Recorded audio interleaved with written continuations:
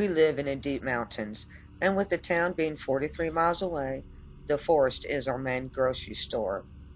Why, there were times when hunting we had run into the unusual tracks we could not identify, corpses of the animals dead by unknown predators, strange animal calls, and weird hikers. I never actually believed that there was something out there we were unaware of. While asleep in our bedroom one night, a scream woke us. I cannot describe it. There is nothing to compare it to, so I would do my best. Maybe between a cat screaming in pain and a bear growling in anger. But I did recognize the surprise and pain behind the scream. I got the impression something just slammed its toe into a piece of furniture hard. From the direction of the noise, I pin it to the dark corner of the room, next to the window. My wife thinks it came from outside, but my instincts are telling me something different.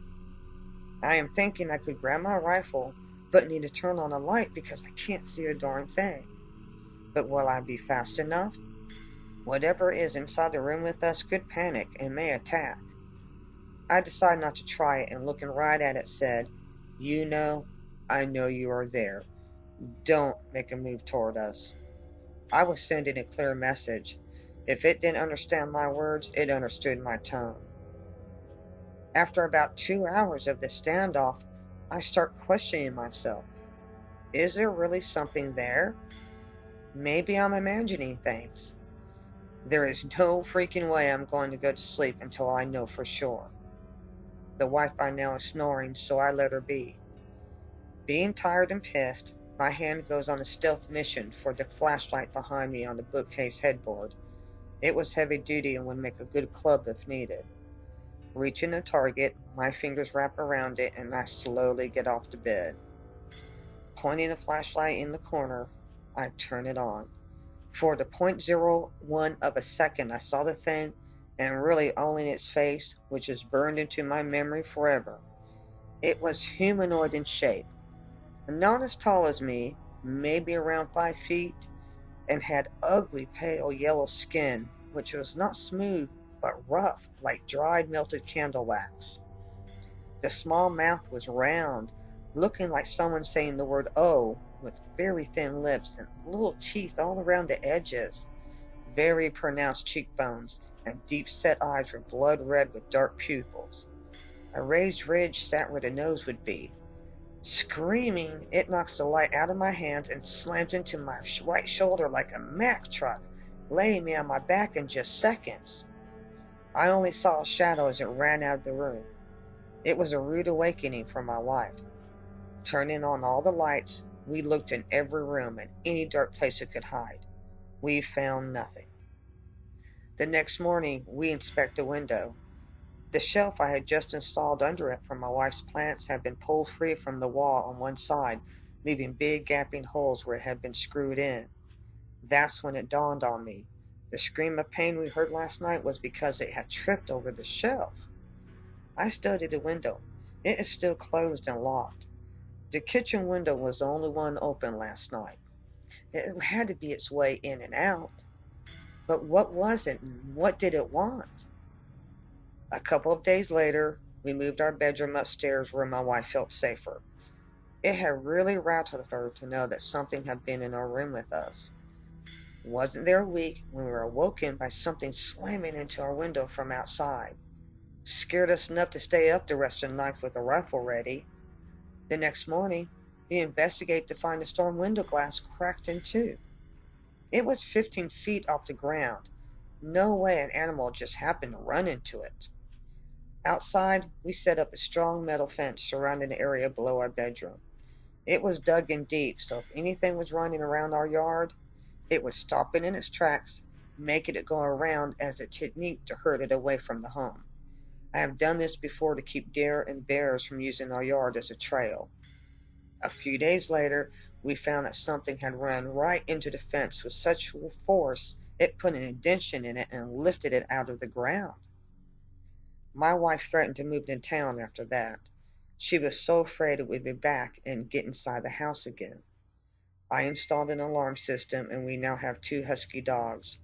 Whatever it takes to make her feel secured in our home. The lights outside stay on all night now. The alarm has been triggered a couple of times, and so far, nothing.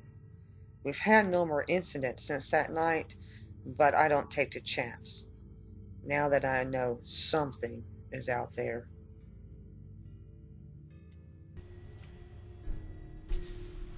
The house sat high up on a hill with the river below it. It was in the middle of nowhere, but my mom and dad loved it. Their reasoning for moving there was taking a break from city living so me and my little brother could breathe some fresh country air, whatever that meant. Going from a three-bedroom apartment to a house with six bedrooms was an experience in itself. I had my choice of rooms and picked one that faced the front yard because it had the most light coming in from the windows. Always being in the shadows of buildings, it was something I wasn't used to. There were no complaints from me about moving here.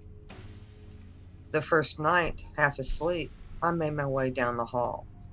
I was questioning why it always seemed, no matter where we lived, I was in the room furthest from the bathroom.